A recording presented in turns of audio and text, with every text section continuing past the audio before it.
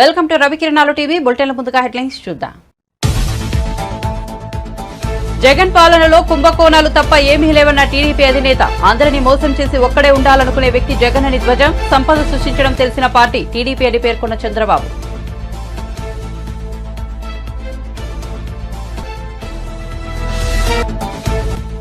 జగన్ పై దాడి కేసులో బోండా ఉమ భారీ మూల్యం చెల్లించుకోక తప్పదన్న వెల్లంపల్లి. జగన్ పై ఉమ అనుచరులు దాడి చేశారని వ్యాఖ్య. బోండా ఉమకు డిపాజిట్ కూడా రాదని వెల్లడి.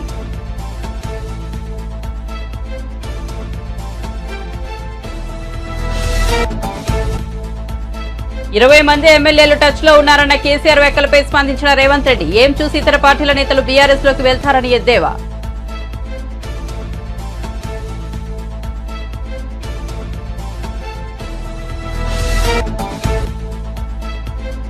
కేసీఆర్ తలపెట్టిన బస్సు యాత్రపై బీజేపీ రాజ్యసభ సభ్యుడు వ్యంగ్యాస్త్రాలు. బస్సు యాత్ర కాదు కదా మోకాల యాత్ర చేసిన కేసీఆర్ ను ప్రజలు నమ్మే పరిస్థితిలో లేరని సెటైర్.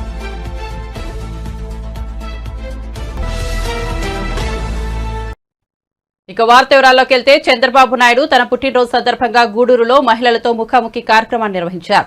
ఈ సందర్భంగా ఆయన మాట్లాడుతూ ఏపీని పేదరికం లేని రాష్ట్రంగా మార్చేందుకు కృషి చేస్తానని అన్నారు. జగన్ పాలనలో కుంభకోణాలు తప్ప ఏమీ లేవన్నారు. స్కామ్లు జరిగితే ప్రజలంతా బానిసలుగా ఉండాల్సి వస్తుందని పేర్కొన్నారు. అందరినీ మోసం చేసి ఒక్కడే ఉండాలనుకునే వ్యక్తి జగన్ అని విమర్శించారు. దీపం పథకం కింద వంట గ్యాస్ ఇస్తే దాన్ని ఆర్పేశారని దుయ్యబట్టారు. సంపద సృష్టించడం తెలిసిన పార్టీ టీడీపీ అని చంద్రబాబు చెప్పుకొచ్చారు.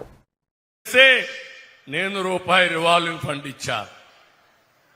అది కార్పస్ తయారు చేశాం. పసుపు కుంకుమ ద్వారా 10,000 రూపాయలు ఒక్కొక్క మహిళకు ఆర్థిక సహాయం చేసిన పార్టీ తెలుగుదేశం పార్టీ. వడ్డీ కూడా వడ్డీ లేని రుణాలిచ్చి మీకందరికీ లోన్స్ ఇప్పించి మీ ద్వారా డబ్బులు సంపాదించి మీ కుటుంబానికి ఆర్థిక మంత్రిగా ఉండేడుగా మీ పెత్తనుడిగా చేసిన పార్టీ తెలుగుదేశం పార్టీ. అవునా కాదా ఆలోచించండి. ఇలాంటి 1-2 కాదు, నేను చాలా కార్యక్రమాలు శ్రీకారం చుట్టా. అప్పట్లయితే ఇదే మరి పెద్ద పెద్ద మీటింగ్లు పెట్టేవాడిని, మీలో చైతన్యం తీసుకొచ్చేవాడిని. తద్వారా ఈరోజు చూస్తే మహిళలు బ్రహ్మాండంగా ముందుకు పోయే పరిస్థితికి వచ్చారు. నేను ఆ రోజు ఒక పని చేశాను. ఒక నిర్ణయం జీవితాల్లో ఎంత మార్పు తీసుకొస్తుందో ఇక్కడుండే ఆడపిల్లలే సాక్ష్యం. నేను ఆ రోజు ఉద్యోగాల్లో కాలేజీల్లో 33% రిజర్వేషన్లు పెట్టారు. నాకు మగపిల్లలు ఒక మాట అడిగారు, సార్ మీరంతా 33% పెట్టారు, మెరిట్లో ఎక్కువ వస్తారు, 2 కలిపితే 60% ఆడబిడ్డలే వస్తారు, మేము 40% కుదించిపోతున్నాం, ఏమంటారంటే నేను మాట చెప్పాను, అయ్యా ఇన్ని రోజులు మీరు బాగా చదువుకున్నారు, మీరే పెత్తనం చేశారు, కొన్ని రోజులు మా హవా ఆడబిడ్డలకు వదిలిపెడదాం, ఆడబిడ్డలు చేయగలుగుతారని చెప్పి 33% ఉద్యోగాల్లో 33% కాలేజ్ సీట్లలో రిజర్వేషన్లు పెట్టానా లేదా? అది పెడితే ఆడబిడ్డలు బ్రహ్మాండంగా చదువుకున్నారు. ఒకప్పుడు వరకట్నం ఉండేది. ఆడబిడ్డ పెళ్లి చేయాలంటే తల్లిదండ్రులకు పెద్ద సమస్య, ఎంత డబ్బులు ఇవ్వాలో తెలియదు. ఈ రోజు నేను చెప్తున్నా, నేను ఒక్క నిర్ణయం తీసుకుంటే రివర్స్ కట్నం వచ్చింది. మా ఆడబిడ్డలు మగబిడ్డల దగ్గర డబ్బులు డిమాండ్ చేసే పరిస్థితికి వచ్చారు మీ తల్లిదండ్రులు. అవునా కాదా ఒక్కసారి గుర్తు చేసుకోండి. అవునంటే చేలిపైకి ఎత్తండి. ఈ రోజు ఐటీలు నేను చూస్తే కొన్ని దిక్కలు నేను మాట్లాడుతున్నా, అప్పుడప్పుడు మాట్లాడుతూ ఉంటే ఒక మాట అడుగుతున్నా, భార్య భర్త ఇద్దరు ఐటీ ప్రొఫెషనల్స్ వస్తారు, ఏమయ్యా నీకెంత జీతం వస్తుందంటే అతను 50,000 వస్తుందంటాడు. ఏమమ్మా నీకెంత వస్తుందంటే నాకు 75,000 వస్తుంది సార్ అంటారు. అంటే మగవాళ్ళ కంటే ఎక్కువ డబ్బులు సంపాదించే తెలివితేటలు నా ఆడబిడ్డలకు ఉన్నాయంటే అది తెలుగుదేశం పార్టీ చూపించిన చొరవ. అవునా కాదా అని అడుగుతున్నా. అందుకే ఇంకొక పక్క మీరందరూ గుర్తుపెట్టుకోవాలి, ఒకప్పుడు తెలంగాణకు ఇంకా తానే ముఖ్యమంత్రిని బీఆర్ఎస్ అధినేత కేసీఆర్ అనుకుంటున్నారని సీఎం రేవంత్ రెడ్డి ఎద్దేవా చేశారు. ఆయన మెదక్ లోక్సభ నియోజకవర్గంలో నీలంబాదుకు మద్దతుగా ఎన్నికల ప్రచారం నిర్వహించారు. ఈ సందర్భంగా ముఖ్యమంత్రి మాట్లాడుతూ లోక్సభ ఎన్నికల తర్వాత బీఆర్ఎస్ దుకాణం బంద్ కావడం ఖాయమని వ్యాఖ్యానించారు. ఇందిరమ్మ రాజ్యం కావాలంటే మెదక్ నుంచి నీలంబాదు గెలవాలన్నారు. తనతో 20 మంది ఎమ్మెల్యేలు టచ్ లో ఉన్నారన్న కేసీఆర్ వ్యాఖ్యలపై రేవంత్ రెడ్డి స్పందించారు. అసలు ఏం చూసి ఇతర పార్టీల నేతలు బీఆర్ఎస్ లోకి వెళ్తారని ఎద్దేవా చేశారు. కాంగ్రెస్ పార్టీ కష్టాల్లో ఉన్నప్పుడు మెదక్ ప్రజలు ఇందిరమ్మకు గెలిపించారని గుర్తు చేశారు. హైదరాబాద్ కు ఇందిరమ్మ అనే పరిశ్రమలు ఇచ్చారన్నారు. అందుకే దేశం నలుమూలల నుంచి హైదరాబాద్ వచ్చి ఎంతో మంది బతుకుతున్నట్లు చెప్పారు. పార్టీ నాయకులు, మండల పార్టీ నాయకులు, గ్రామ శాఖ అధ్యక్షులు, ప్రాణ సమానులైన కాంగ్రెస్ పార్టీ కార్యకర్తలందరూ వేలాదిగా, ముఖ్యంగా మా ఆడబిడ్డలు ఎర్రటెండకు మండు టెండలో మాడ బగులుతున్నా నీలం మధును ఆశీర్వాదాన్ని ఇచ్చేసిన మా ఆడబిడ్డలందరికీ కూడా మనస్ఫూర్తిగా ధన్యవాదాలు, అభినందనలు తెలియజేస్తున్నా. మిత్రులారా, ఈ మెదక్ గడ్డ మీద ఈ ఛత్రపతి శివాజీ సాక్షిగా శాసనసభ ఎన్నికలలో అని చెప్పి ఇప్పించింది కాబట్టి ఇందిరమ్మ ఈ దేశానికి ప్రధానమంత్రి అయింది. మెదక్ జిల్లాకు వేలాది పరిశ్రమలు వచ్చినాయి, లక్షలాది ఉద్యోగాలు వచ్చినాయి. ఈ ప్రాంతం అభివృద్ధి పదం వైపు నడిచింది. కానీ నరేంద్ర మోడీ ప్రధానమంత్రిగా, కల్వకుంట్ల చంద్రశేఖరరావు ముఖ్యమంత్రిగా మనకు ఏకాన ఇచ్చింది లేదు, ఈ ప్రాంతాన్ని అభివృద్ధి చేసింది లేదు. అందుకే మిత్రులారా, ఇవాళ చంద్రశేఖరరావు పని అయిపోయింది, ఆయన లేవలేకుండా పడ్డాడు. కార్ఖానకు పోయింది, ఇక తూకాణం బంద్ అయింది. తుక్కు కింద దాన్ని తూకం పెట్టి అమ్మాల్సిందే. ఇవాళ గజ్వేల్ ఫామ్ హౌస్ ముందర ఒక పిల్లగాడు తిరుగుతున్నాడు, నేను చూసిన. వాడు ఒకటే స్లోగన్ ఎత్తుకున్నాడు, పాత సామాన్లు కొంటాం, పాత సామాన్లు కొంటామని. నేను ఎవరినో పంపించి అడిగిన, ఏంద్రవాడ అనే తిరుగుతుండంటే, కారు షెడ్డుకు పోయింది కదా, ఖరాబ్ అయింది కదా, ఇక తూకం కింద పాత సామాన్ల కింద ఆ కారు కొనుక్కుంటే ఆ గిల్లల పయ్యలు పిల్లలు ఆడుకోనికి వనుకొస్తాయని అంటున్నాడు. అందుకే ఇవాళ కేసీఆర్ నౌకరు పోయి నడుము ఇరిగి పార్టీ ఓడి ఏం చెప్పాలో తెలియక పిట్టల ద్వారా ఇంట్లో కూర్చొని పిలిపించుకొని భజన సంఘం ముందల ఇవాళ కాంగ్రెస్ పార్టీ అయిపోయింది అంటుండు. ఎట్లా అయిపోతుంది బిడ్డ? అదేమన్నా ఫుల్ పార్టీలా? పొయ్యంగానే 12 పెగ్గులు పోగానే కాంగ్రెస్ ఖాళీ అవుతుంది, 20 మంది టచ్లు అంటుండు. ఎట్లయితుంది? అదేమన్నా 2 లీటర్ల ఫుల్ బాటిల్ అనుకుంటున్నా? 20 పెగ్గులు వేస్తే ఖాళీగానికే. ఈడ కాపలా ఉన్నదెవడు బిడ్డ? ఎవడో తెలుసా? ఈడ వస్తావా? రా బిడ్డ, టచ్ చేసి చూడు. హైటెన్షన్ వైర్ కింద కాకి తగులితే ఎట్లయితుందో, కాంగ్రెస్ మీద చెయ్యి పెడితే మాడి మసైపోతావు బిడ్డ. నీ తాతలు ముత్తాతలు గుర్తు రావాలి. కాంగ్రెస్ టచ్ చేస్తే నువ్వు అనుకుంటున్నావేమో.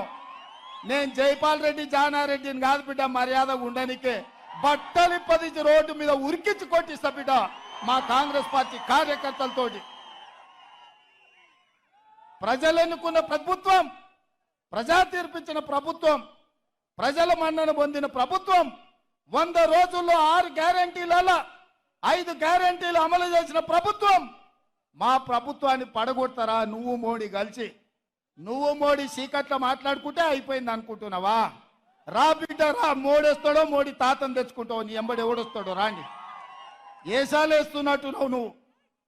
ఆడబిడ్డలకు ఆర్టీసీలో ఉచితంగా బస్సు ప్రయాణం కల్పిస్తే ఈ 120 రోజుల్లో 35 కోట్ల మంది మా ఆడబిడ్డలు అమ్మగారింటికి పోయిరు, అత్తగారింటికి పోయిరు, సుట్టపోళ్ళింటికి పోయిరు. 7 పాయల జాతరకు కూడా మా ఆడబిడ్డలు పోయొచ్చారు. మేడారం సమ్మక్క సారలమ్మ జాతరకు పోయినరు. మా ఆడబిడ్డలు ఇవాళ ఆర్టీసీ బస్సుల్లో ఉచిత ప్రయాణం చేస్తే వాళ్ళ కళ్ళల్లో ఆనందం చూసి ఓర్వలేక కళ్ళల్లో జీడి పోసుకుంటుండే కేసీఆర్. ఈ ప్రభుత్వాన్ని వడగొడితే ఆడబిడ్డలకు ఆర్టీసీ బస్సు ఉచిత ప్రయాణం రద్దవుతుందని మా ఆడబిడ్డలకు వ్యతిరేకంగా కుట్ర చేస్తున్నాడు. మా ఆడబిడ్డలు చూసుకుంటా ఊరుకుంటారా నువ్వు చేసే పనులు? అదే విధంగా దవాఖానకు పోతే బిల్లులు కట్టలేక ఆస్తులమ్మి ఆలి మీద ఉన్న తాళి కూడా తెగ నమ్ముకునే పరిస్థితి ఉండి తనను పోలీసులు నిత్యం వేధిస్తున్నారని టీడీపీ నేత బోండా ఉమా అన్నారు. విజయవాడలో నిర్వహించిన మీడియా సమావేశంలో ఆయన మాట్లాడారు. వందలాది పోలీసులు శుక్రవారం తన ఆఫీసును చుట్టుముట్టారని చెప్పారు. యుద్ధానికి వచ్చినట్లు విజయవాడ సిపి తన మీదకు వారిని పంపారని తెలిపారు. సీఎంపై గులకరాయి దాడి జరిగితే మైనర్ను తప్పుడు కేసులో ఇరికించి లోపల పెట్టారని చెప్పారు. రిమాండ్లో ఉన్న వేముల సతీష్ తల్లిదండ్రులను అక్రమంగా నిర్బంధించారని బోండా ఉమ తెలిపారు. కేసులు పెట్టి నామినేషన్ వేసినటువంటి నన్ను ఈ రోజు పోలీసులు నిత్యం వేధిస్తా ఉన్నారు. 100 మంది పోలీసులు నిన్న మా ఆఫీస్ చుట్టుముట్టారు. 2 ఏసీపీలు, 4 సిఐలు, 6-7 మంది ఎస్ఐలు, కానిస్టేబుల్స్, టాస్క్ ఫోర్స్ వీళ్ళందరూ కూడా ఒక యుద్ధానికి వచ్చినట్టుగా విజయవాడ సిపి మా మీదకి పంపించాడు. ఏం తప్పు చేశాం మేము రోజు ప్రజల్లో ఉన్నాం.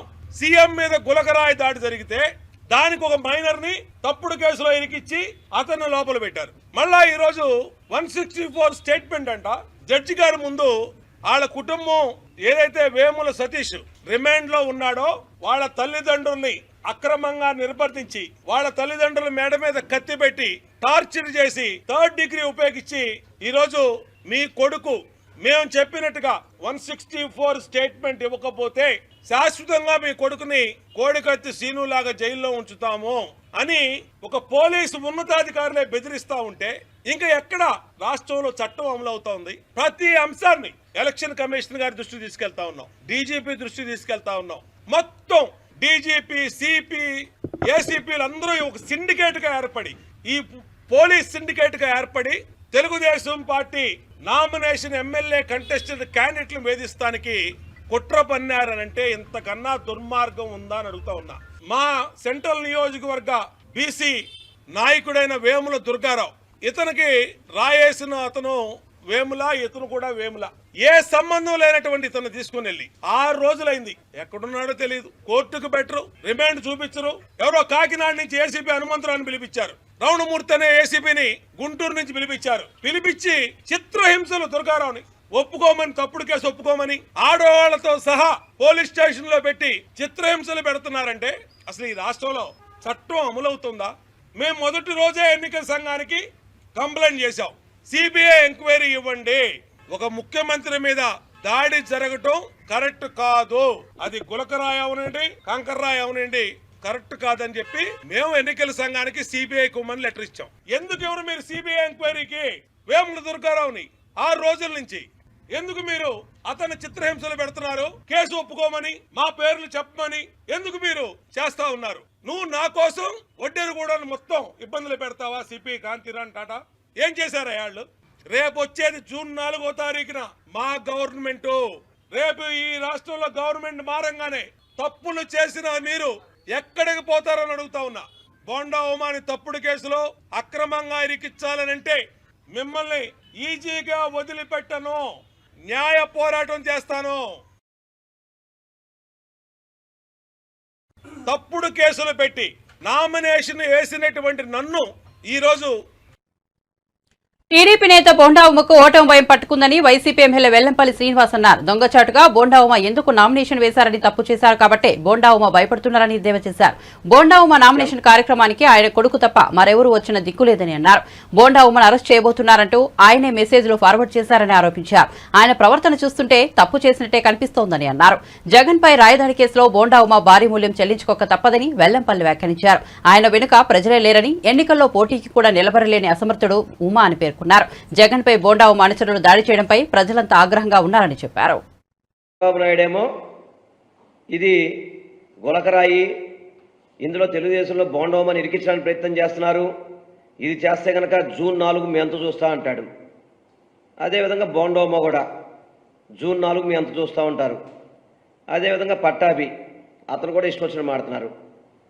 ఒక్కసారి కనుక మనం ఆలోచన చేసుకుంటే ఈ సంఘటనలో తెలుగుదేశం వాళ్ళ హస్తం ఉందో లేదో వాళ్ళ నోటెమ్మటే మీకు అర్థమయ్యే విధంగా తెలుసుద్ది.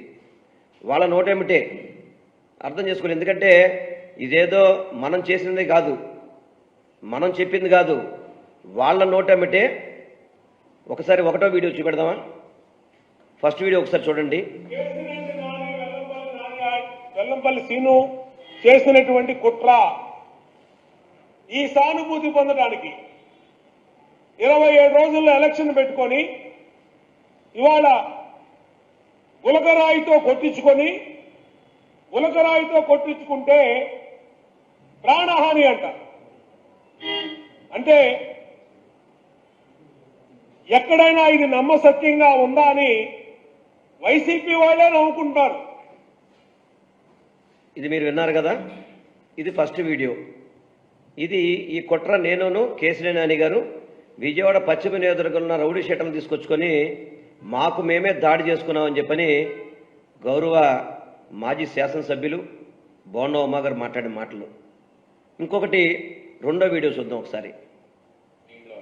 అంటే దీంట్లో ఇవాళ సెంట్రల్ నియోజకవర్గంలో అనుకోకుండా జరిగిందండి ఆ సంఘటన. ఎవడో కుర్రోడు ఆ కారణం కూడా చెప్పాడు. మా అన్నా క్యాంటీన్ తీసేసాడు, ఆ ఇంటి పక్కనే అన్నా క్యాంటీన్. మాకు 300 ఇస్తామని కిరాయి 300 ఇవ్వకుండా మమ్మల్ని రోడ్డు మీద వదిలేశారు. వాళ్ళ అమ్మకు 200 ఇస్తామని 200 ఇవ్వలా, ఎవరికాటి వెళ్ళిపోయాడు అని చెప్పి బాధతో ఆ కోపంతో చీకట్లో రాయి ఇస్తున్నాడు. అది దురదృష్టవశాత్తు సీఎంకి తగిలింది. అంతే తప్పితే గురి చూసి ఇరసటానికి ఇదేమి చిన్న విషయం కాదు. ఎందుకు టార్గెట్ చేస్తున్నారు? సెంట్రల్ నియోజకవర్గం ఇన్సిడెంట్ పరిస్థితుల్లో కేసుల్లో ఇరుక్కుంటారు అని చెప్పాడు. రెండో వీడియోలో ఏం చెప్తున్నాడు? అవును, మా కాన్స్టిట్యూన్సీలోనే మావాడే రాయిస్తున్నాడు, అన్నా క్యాంటీన్లో మూసేసామని చెప్పని, అదేవిధంగా ఏదో పేమెంట్ ఇవ్వడానికి సరిగ్గా డబ్బులు ఇవ్వలేదని చెప్పని ఇస్తారని చెప్పని. ఇంతవరకు ఆ సతీష్ అనే నిందితుడు ఆ వీడియో మాట్లాడేంత వరకు కూడా పోలీసు కానీ ఎక్కడా కూడా మాట్లాడిన పరిస్థితి లేదు. వాళ్ళకి ఆ విధంగా మరి సతీష్ ఏ విధంగా వాళ్ళకి తెలియపరిచాడు? బోండోమాకి అన్నా క్యాంటీన్లే అక్కడ మూసేసాం కాబట్టి కొట్టాడని సంగతి బోండోమా ఎలా చెప్తున్నాడు దాన్ని? అంటే సతీష్తో ముందు పరిచయం ఉండాలి, లేకపోతే అదే సతీష్ని ఇతను ఇన్ఫ్లుయెన్స్ చేసి ఉండాలి. అలా 2 మాటలు పెట్టినాడు. 3వ మాట గులకరాయి అన్నాడు. 4వ మాట కాలుకు దెబ్బ తగిలితే కన్ను కట్టుకున్నాడు వెల్లంపల్లి అని చెప్పి చెప్తున్నాడు. సిగ్గు శర ఉండాలి బోండోమాకి, సిగ్గు శర ఉండాలి. ఈరోజు మీడియాలో ఇష్టం వచ్చినట్టు ఉద్రేకంగా మాడిపోతున్నాడు. నిన్ను పట్టుకోవడానికి 100 మంది పోలీసులు కావాలా? 100 మంది పోలీసులు అవసరం నిన్ను పట్టుకోవడానికి? నిన్న నీకు నువ్వే నన్ను అరెస్ట్ చేస్తారు రండి అంటే 100 మంది రాల నీ పార్టీ వాళ్ళు, 100 మంది. ఇవాళ నువ్వు ప్రెస్ మీట్ పెడితే కనీసం నీకు ఎక్స్ కార్పొరేటర్లు కానీ ఎవరు కూడా మద్దతు ఇచ్చిన పరిస్థితి లేదు. మాజీ సీఎం బీఆర్ఎస్ అధినేత కేసీఆర్ ఈ నెల 22 నుంచి తలపెట్టిన బస్సు యాత్రపై బీజేపీ రాజ్యసభ సభ్యుడు విమర్శలు వ్యంగ్యాస్త్రాలు సంధించారు. బస్సు యాత్ర కాదు కదా, మోకాల యాత్ర చేసినా కేసీఆర్ ను ప్రజలు నమ్మే పరిస్థితిలో లేరని సెటైర్ వేశారు. శనివారం బీజేపీ స్టేట్ ఆఫీసులో మాట్లాడిన ఆయన కాంగ్రెస్ ఎమ్మెల్యేలను కాపాడుకునేందుకు సీఎం రేవంత్ రెడ్డి హైటెన్షన్ వైర్లా మారాల్సిన అవసరం ఏమొచ్చిందని ప్రశ్నించారు. సొంత ఎమ్మెల్యేల పట్ల సీఎంకు అభద్రతాభావం ఎందుకని నిలదీశారు. 100 రోజుల తమ పరిపాలనను రెఫరెండరంగా చేసుకుని 14 ఎంపీ స్థానాలు గెలుస్తామన్న రేవంత్ రెడ్డి ఇప్పుడు మొసలి కన్నీరు కారుస్తున్నారని ఎద్దేవా చేశారు. కనుమరుగవుతున్న కాంగ్రెస్ పార్టీ రాష్ట్రంలోనూ గెలిచే పరిస్థితి లేదన్నారు. తెలంగాణలో బీజేపీ 12 స్థానాల్లో గెలవబోతోందని ధీమా వ్యక్తం చేశారు. ఇవాళ రేవంత్ రెడ్డి గారు ఆ మాట కట్టుబడి ఉండాలి. ఎందుకంటే 14 సీట్లు గెలిచేది లేదు, ఖచ్చితంగా ఇది రెఫరెండంగానే భావించాలి. నేను అందుకే చెప్పాను, 2 కవల పిల్లలు ఇవాళ రేవంత్ రెడ్డి గారు లేదా కేసీఆర్ గారు పోటీపడి పత్రికల్లో లేదా మీడియా ఈ యొక్క ఎలక్ట్రానిక్ మాధ్యమాల్లో స్పేస్ కోసం పోటీపడి ఒకరి మీద ఒకరు గ్రూప్ ఫైటింగ్ మ్యాచ్ ఫిక్సింగ్లో భాగంగా చేస్తున్న తప్పితే వాళ్ళకి తెలుసు అందరం కలిస్తే కానీ మోదీ గారిని ఎదుర్కోలేమని. ఇవాళ కాకుండా రేపు ఖచ్చితంగా కేసీఆర్ గారు ఈ విపక్ష కూటమిలో చేరడం ఖాయం. ఈ విపక్ష కూటమి అంటే అవినీతి పార్టీ నాయకులు, ఈ కుటుంబ పార్టీలు, కుల పార్టీలు, ఇవందరూ కూడా ఒక వేదికగా వాళ్ళ అవినీతి కప్పుపుచ్చుకునే దానికి ఏకమైన పార్టీలు. కాబట్టి అందులో కేసీఆర్ కూడా పెద్దన్న పాత్ర పోషిస్తారు.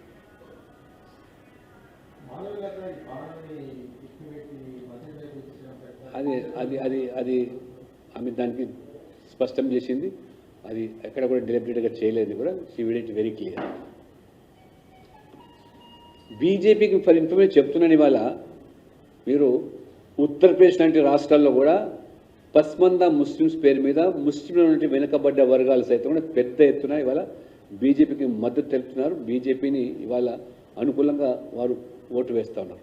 కాబట్టి ఇవాళ ముస్లింలు కూడా ప్రధానమంత్రి మీరు చూస్తూ ఉన్నారు స్వయంగా ఏ రకంగా ఇవాళ మైనారిటీస్, ముస్లిమ్స్, క్రిస్టియన్స్ డామినేటెడ్ స్టేట్స్లో, క్రిస్టియన్ డామినేటెడ్ స్టేట్స్లో, నార్త్ ఈస్ట్లో కూడా బీజేపీ ఇవాళ 6 రాష్ట్రాల్లో అధికారులు ఉన్నాం. ఇవాళ హైయెస్ట్ సీట్స్ కూడా ఆ నార్త్ ఈస్ట్లో బీజేపీ సాధించబోతుంది. We are in power in 6 states out of 8.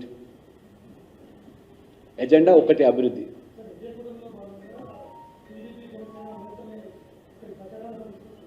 అక్కడ తెలంగాణ అంత అవసరం లేదమ్మా, వాళ్ళు అక్కడ దాంట్లోనే బిజీ ఉన్నారు. ఎన్డీఏ కూటమిలో భాగంగా మోదీ గారు అక్కడ ప్రచారంకి వెళ్తారు, నాయకులు వెళ్తారు.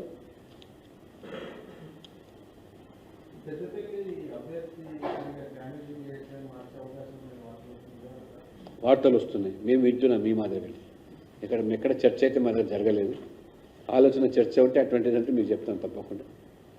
ఇవన్నీ ఒకటే కాబట్టి మరి ఇద్దరిని కూడా వేరు చేసి చూడలేము. ఆ ఇద్దరి డిఎన్ఏ కూడా కుటుంబ పాలన, వంశపారపర రాజకీయాలు, అవినీతి లేదా మైనార్టీ బుజ్జగింపే రాజకీయాలు లేదా హిందూ వ్యతిరేకమైనటువంటి మరి నిర్ణయాలతో ఈ రెండు పార్టీలు పోటీ పడి వాళ్ళ కూటమిగా తెలంగాణలో కాంగ్రెస్, బీఆర్ఎస్, మజ్లిస్, కమ్యూనిస్ట్ ఏకమైన ప్రజలు. కృష్ణా జలాల విషయంలో కాంగ్రెస్ ప్రభుత్వం నిర్లక్ష్యంగా వ్యవహరిస్తున్నదని మరోమారు స్పష్టమైందని మాజీ మంత్రి సూర్యాపేట ఎమ్మెల్యే జగదీష్ రెడ్డి అన్నారు. శుక్రవారం సూర్యాపేట జిల్లా కేంద్రంలో ఆయన మీడియాతో మాట్లాడుతూ ఉమ్మడి నల్గొండ జిల్లా దాహార్తిని తీర్చడంతో పాటు ఆపత్కాలంలో విద్యుత్ అవసరాన్ని తీర్చే టెయిల్ పాండ్ నీటిని ఏపీ అడ్డదారుల్లో ఖాళీ చేస్తుంటే ముఖ్యమంత్రి సహా జిల్లా మంత్రులకు సోయి లేకుండా పోయిందని ఆగ్రహం వ్యక్తం చేశారు. ప్రభుత్వ నిర్వాహకంతో నల్గొండ జిల్లా మరోసారి ఫ్లోరైడ్ రక్కసికి బలయ్యే ప్రమాదం ఉందని ఆందోళన వ్యక్తం చేశారు. సాగునీళ్ళు ఇచ్చే విషయంలో చివరికి తాగునీళ్ల విషయంలో కూడా ఏ రకంగా సోయి లేకుండా ప్రవర్తిస్తుందో మరొకసారి దానికి ప్రత్యక్ష ఉదాహరణ నాగార్జునసాగర్ టేల్ పాండ్. గత 10 సంవత్సరాలుగా ఏ క్షణం చూసినా నిండుగా ఉండే టేల్ పాండ్ మన విద్యుత్ అవసరాలను తీర్చేది, ప్రత్యేకించి నల్లగొండ జిల్లా మొత్తానికి తాగునీటి అవసరాలను తీర్చే టేల్ పాండ్ ఇవాళ 4 రోజుల్లోనే ఖాళీ అయింది, అక్రమంగా చోరీకి గురైంది. ఆంధ్రప్రదేశ్ ఎటువంటి అనుమతులు లేకుండా, ఎటువంటి చర్చలు లేకుండా, ఎవరికి మూడో కట్టి తెలియకుండా దొంగతనంగా నీళ్లు తీసుకుపోయి ఖాళీ చేస్తే తెలంగాణ ముఖ్యమంత్రికి, తెలంగాణ మంత్రులకు, నల్గొండ జిల్లా మంత్రులకు, ఎమ్మెల్యేలకు సోయే లేదు. రేపు నల్గొండ జిల్లా మరొకసారి 2014 పూర్వ పరిస్థితి పోయే ప్రమాదం వచ్చింది. ఈ జిల్లాలో వీళ్ళు ఏదైతే మేము మార్పు తెస్తారన్నారో తప్పకుండా మళ్లీ ఫ్లోరింగ్ కి ఈ జిల్లాను అప్పచెప్పే ప్రమాదం తెస్తున్నారు. ఫ్లోరింగ్ మహమ్మారికి ప్రజలు తప్పని పరిస్థితుల్లో మళ్లీ భూగర్భ జలాల మీద ఆధారపడితే, బోర్ల మీద ఆధారపడితే వచ్చేది ఫ్లోరోసిస్ తప్ప మనుషులు కావు. వీళ్ళు చేసిన దుర్మార్గాన్ని కేసీఆర్ గారు వెంటబడి తరిమి 6 ఏళ్లలోనే ఫ్లోరోసిస్ ని మాయం చేసేదానికి ఇవాళ మిషన్ భగీరథ ద్వారా చిట్యాల టేల్ పాండ్ నుంచే మనం నీళ్లు ఇచ్చినాం. గత 5 సంవత్సరాలుగా ఇవాళ అందులో చుక్క నీళ్లు లేని పరిస్థితి తీసుకొచ్చిండ్రు. మంత్రులకు కనీస సోయి లేదు, సాగునీళ్లు ఇవ్వలేకపోయినారు, లక్షలాది ఎకరాలను ఎండబెట్టి రైతాంగం కొట్టగొట్టిండ్రు. ఇవాళ తాగునీళ్లు కూడా ఇవ్వకుండా నల్గొండ జిల్లా గొంతులు ఎండే పరిస్థితి తీసుకొచ్చిండ్రు, గొంతులు ఎండబెట్టే పరిస్థితి తీసుకొచ్చిండ్రు. ఇంత మించిన దుర్మార్గం ఇంకొకటి లేదు. ఒక ప్రభుత్వం అనేది ఇంత సోయి లేకుండా, ఇంత నిర్లక్ష్యంగా ఉండడం అనేది ఒక సిగ్గుచేటు. గతంలో సమైక్యాంధ్ర ప్రభుత్వాలు కూడా ఇంత దరిద్రంగా లేకుండే, కానీ వాళ్ళ వచ్చిన ఆ సమైక్యాంధ్ర నాయకుల తొత్తు ప్రభుత్వం ఇది. వాళ్ళ యజమానులకు సంతోషం కలిగించే పద్ధతుల్లో వీళ్ళ ప్రవర్తన కనబడుతుంది. జిల్లాలో ఓట్లేసి గెలిపించిన ప్రజలు వీళ్ళకి కనబడతలేరు. వీళ్ళకి ఆనాడు బీఫామ్లు ఇచ్చిన బాసలే మళ్లీ గుర్తొస్తున్నట్టున్నారు. ఇంత దుర్మార్గంగా ప్రవర్తిస్తున్నారు. మరి వెంటనే టేల్ పాండ్ లో నీళ్లు ఖాళీ అయిన దానికి బాధ్యులెవరు, ఎందుకు జరిగిందో సమాధానం చెప్పాల్సిన బాధ్యత ప్రభుత్వం పైన ఉంది, ముఖ్యమంత్రి పైన, జిల్లా మంత్రుల పైన ఉంది. మరి వెంటనే తగు చర్యలు తీసుకుని జిల్లాలో ప్రజలు ఏదైతే భయభ్రాంతులకు గురవుతున్నారో మళ్లీ మనుషుల కొరకు మేము ఎక్కడికి పోవాలి, మళ్లీ 1000 ఫీట్ల లోతుకు పోయి ఫ్లోరోసిస్ వ్యాధిని మహమ్మారి తెచ్చుకుని తాగాలన్న బాధ, భయం మొదలైంది జిల్లా ప్రజల్లో. మరి వెంటనే తగు చర్యలు తీసుకుని జిల్లా ప్రజలకు ధైర్యం ఇవ్వాల్సిన అవసరం. మన విద్యుత్ అవసరాలు కూడా ఎంతో. టీడీపీ అధినేత చంద్రబాబు యువనేత నారా లోకేష్ విద్వేషపూరిత వ్యాఖ్యలు చేస్తున్నారని, సాక్షాత్ ముఖ్యమంత్రిపైనే దాడి చేయమని ప్రోత్సహిస్తున్నారని వైసీపీ నాయకురాలు వాసిరెడ్డి పద్మ విమర్శించారు. కేసులుంటేనే పదవులు వస్తాయని లోకేష్ అంటున్నారని దుయ్యబట్టారు. టీడీపీ ఓటమి అంచనా ఉంది కాబట్టే దాడులకు తెగబడుతున్నారని అన్నారు. ఓటమి భయంతో టీడీపీ హత్య రాజకీయాలకు తెగబడుతోందని చెప్పారు. అభివృద్ధి అంటే ఏమిటో, ఎలా పాలించాలో చంద్రబాబుకు తెలుసా అని వాసిరెడ్డి పద్మ ప్రశ్నించారు. పాలన చేతనైతే 5 ఏళ్లలో ఎందుకు ఏమీ చేయలేకపోయారని అన్నారు. అధికారంలోకి వస్తే ఏం చేస్తారో కూడా చెప్పలేకపోతున్నారని, కూటమిని చూసి ఓట్లు వేయాలని అడుగుతున్నారని ఎద్దేవా చేశారు. చంద్రబాబు మాటలకు ప్రజల నుంచే కాకుండా టీడీపీ నేతల నుంచి కూడా స్పందన రావడం లేదని అన్నారు. బైకుతో గుద్ది చంపేసినటువంటి ఘటన నిన్న జరిగింది. ఆయన బ్రెయిన్ డైడ్ అయి చివరికి ఆసుపత్రిలో మృతి చెందారు. ఒంగోలు, చిత్తూరు, అన్నమయ్య జిల్లా, అరకు నిన్న జరిగినటువంటి వీళ్ళ తెలుగుదేశం పార్టీ రౌడీయిజం సంఘటనలు, ఎక్కడికక్కడ వైసీపీ నాయకులపైన, సానుభూతి పరులపైన చేస్తున్నటువంటి దాడులు చూస్తుంటే ఏ రకమైనటువంటి ఎజెండాతో వీళ్ళు వెళ్తున్నారనేటటువంటి అర్థమవుతోంది. ఏకంగా చంద్రబాబు నాయుడు గారు పబ్లిక్ మీటింగుల్లో ముఖ్యమంత్రి గారి పైన రాళ్లతో కొట్టండి, దున్నపోతు అనేటటువంటి మాటలు ఉపయోగించడం ఒక విద్వేషపూరితంగా. ఓ పక్కన లోకేష్, మరో పక్కన చంద్రబాబు ఇద్దరు కూడా ముఖ్యమంత్రి గారి మీద ఒక దాడికి పురుకొల్పేటటువంటి విధంగా ప్రసంగాలు చేస్తా ఉన్నారు, రెచ్చగొడుతా ఉన్నారు కార్యకర్తలని, వాళ్ళకి సంబంధించినటువంటి శ్రేణులని. అంతకు ముందే లోకేష్ చాలా స్వయంగా చెప్పాడు, మీ మీద ఎన్ని కేసులుంటే మీకు అంత ప్రమోషన్లు, మీకు అన్ని పదవులు అనేటటువంటిది. ఈ నేపథ్యంలో ఇవాళ జరుగుతున్నటువంటి దాడులను చూస్తే ఉద్దేశపూర్వకంగా ఒక భయోత్పాతం సృష్టించాలి అనేటటువంటి దానితోటి ఇవాళ వైసీపీకి సంబంధించినటువంటి బ్రహ్మరథం పడుతున్నటువంటి సందర్భంలో ఈ ప్రభుత్వానికి, ముఖ్యమంత్రి గారికి, జగన్మోహన్ రెడ్డి గారికి ప్రజలు బ్రహ్మరథం పడుతున్నటువంటి సందర్భంలో వైసీపీ నాయకులని దాడులు చేసి, హత్యా ప్రయత్నాలు చేసి నిలువరించాలి అనేటటువంటి ఒక దురుద్దేశం ఈ రోజున తెలుగుదేశం పార్టీ కార్యక్రమాలలో కనపడుతూ ఉంది. చాలా స్పష్టంగా ఇవాళ ఎవరైతే గెలవలేమనుకుంటారో, ఎవరైతే ఓటమి అంచున ఉన్నామని స్పష్టత వచ్చిందో వాళ్లే ఇట్లాంటి పిరికి పందల చర్యలకి పాల్పడతారు. దాడులకి పాల్పడుతున్నారు అంటే వాళ్ళు పారిపోతున్నారని అర్థం. ఇవాళ యుద్ధరంగం నుంచి సిద్ధమంటూ ఇవాళ వైసీపీ శ్రేణులు జగన్మోహన్ రెడ్డి గారి నాయకత్వంలో సిద్ధమంటూ తరలి వస్తుంటే, వేలాది లక్షలాది కోట్లాది జన సమూహాలు కదిలి వస్తూ ఉంటే, వీళ్ళు ఒక పక్కన కూటమి కట్టినా కూడా శక్తి సరిపోక, ఎదురు నిలబడలేక పారిపోతూ చివరికి రాళ్లు రువ్వడం, మరణాయుధాలు. వివేకానందరెడ్డి హత్య కేసులో సీబీఐ ఛార్జ్షీట్ లో చెప్పిన విషయాలను తాము మాట్లాడుతుంటే భావ ప్రకటన స్వేచ్ఛను హరించే విధంగా వైఎస్ఆర్సీపీ నాయకులు కోర్టుకు వెళ్లి గ్యాగ్ ఆర్డర్ తీసుకొచ్చారని ఏపీపీసీసీ అధ్యక్షురాలు, కడప ఎంపీ అభ్యర్థి వైఎస్ షర్మిల ఆగ్రహం వ్యక్తం చేశారు. జగన్ కు చిన్న రాయి తగిలితేనే హత్య అవుతామని చెప్పిన వారు 5 ఏళ్ల కిందట వివేకానందరెడ్డిని గొడ్డలితో నరికి చంపితే ఎందుకు గుండెపోటేగా ప్రచారం చేశారో జగన్మోహన్ రెడ్డి సమాధానం చెప్పాలని డిమాండ్ చేశారు. నిందితుడిగా ఉన్న అవినాష్ రెడ్డికి మళ్లీ ఎంపీ టికెట్ ఎలా ఇచ్చారో జగన్ సమాధానం చెప్పాలంటారు. కడప పార్లమెంటుకు కాంగ్రెస్ పార్టీ తరఫున షర్మిల నామినేషన్ దాఖలు చేశారు.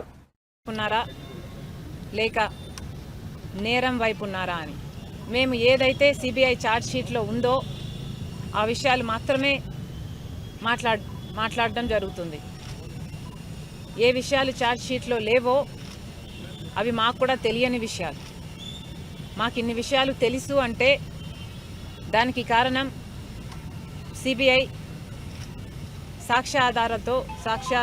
ఆధారాలతో ఇన్ని విషయాలు బయట పెట్టింది కాబట్టే మాకు ఈ విషయాలు తెలిసాయి. మేము మాట్లాడకూడదు అన్నట్టు గ్యాగ్ ఆర్డర్ తీసుకొచ్చారు. జగన్మోహన్ రెడ్డి గారికి ఒక చిన్న రాయి తగిలితే దానికి హత్యాయత్నం అని పెద్ద బ్యానర్ ఐటమ్గా వేసుకున్నారు. అంటే ఒక చిన్న రాయితో మిమ్మల్ని హత్య చేసేంత ప్రయత్నం జరిగింది అని మీరు చెప్తున్నారు. మరి చిన్న రాయితో కొడితేనే మీకు హత్యాయత్నంలా ఉంటే రాజశేఖర రెడ్డి గారి తమ్ముణ్ణి, వివేకానంద రెడ్డి గారిని, ప్రజానాయకుణ్ణి 7 సార్లు తల మీద గొడ్డలితో నరికి 7 సార్లు నరికితే మెదడు బయటకు వచ్చింది. కానీ అది మాత్రం సాక్షికి హార్ట్ అటాక్ లాగా ఎందుకు కనిపించిందో జగన్మోహన్ రెడ్డి గారు సమాధానం చెప్పాలి. అధికారం లేకొచ్చిన తర్వాత సిబిఐ ఎంక్వైరీని ఎందుకు వద్దన్నారో జగన్మోహన్ రెడ్డి గారు ప్రజలకు సమాధానం చెప్పాలి. సిబిఐ దోషులు అని చేర్చిన అవినాష్ రెడ్డి గారిని ఎందుకు కాపాడుకుంటూ వస్తున్నారో, తన అధికారాన్ని కూడా దుర్వినియోగం చేస్తూ కర్నూలులో సిబిఐ అక్యూజ్డ్ని అరెస్ట్ చేయడానికి వస్తే తన పోలీసులనే, ప్రభుత్వ పోలీసులనే, రాష్ట్ర పోలీసులనే కంచగా వేసి. బులెటిన్ ముగించే ముందు హెడ్లైన్స్ మరోసారి చూద్దాం. జగన్ పాలనలో కుంభకోణాలు తప్ప ఏమీ లేవన్న టీడీపీ అధినేత. అందరినీ మోసం చేసి ఒక్కడే ఉండాలనుకునే వ్యక్తి జగన్ అని ధ్వజం. సంపద సృష్టించడం తెలిసిన పార్టీ టీడీపీ అని పేర్కొన్న చంద్రబాబు.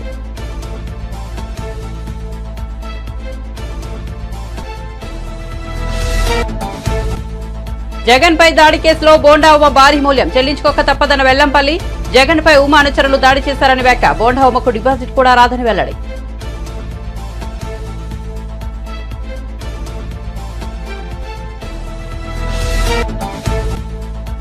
20 మంది ఎమ్మెల్యేలు టచ్ లో ఉన్నారన్న కేసీఆర్ వ్యాఖ్యలపై స్పందించిన రేవంత్ రెడ్డి. ఏం చూసి ఇతర పార్టీల నేతలు బీఆర్ఎస్ లోకి వెళ్తారని ఎద్దేవా.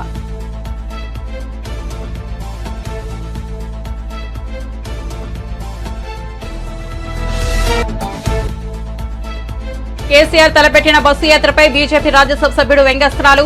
బస్సు యాత్ర కాదు కదా, మోకాల యాత్ర చేసిన కేసీఆర్ ను ప్రజలు నమ్మే పరిస్థితిలో లేరని సెటైర్.